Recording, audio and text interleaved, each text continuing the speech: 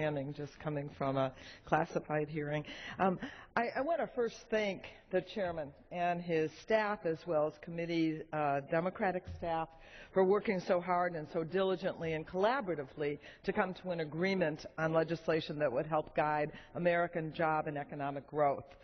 There is a strong incentive to invest in America, which remains the best place on earth to find talented, motivated employees who are the core of the middle class.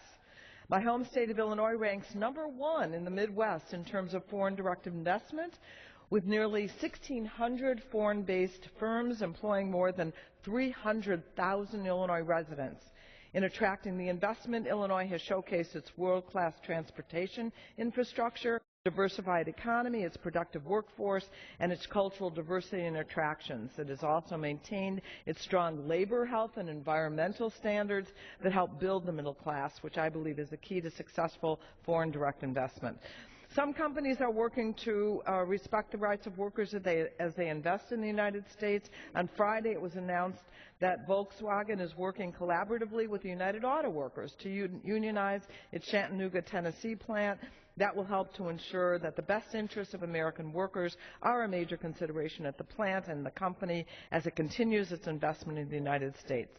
That being said, it is important that the study authorized in this legislation examine both the benefits and the costs of foreign direct investment. Doing so will allow us to determine the ways to drive investment that maintains high labor, health, environmental, and national security standards. On that subject, I'd like to enter into a colloquy on the amendment in the nature of a substitute offered by Mr. Terry.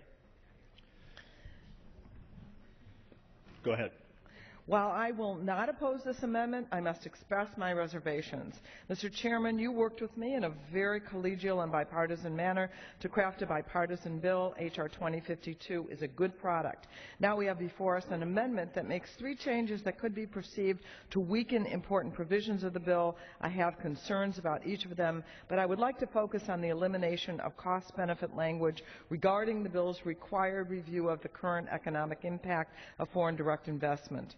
During our negotiations, I suggested that language because I believed that we needed to ensure that the review be balanced, and you agreed. In addition, some of the language in the findings and in the sense of Congress could be read as if there are only benefits of FDI, and we wanted to be even-handed. While I do believe that there are benefits to FDI, there are also costs that must be considered.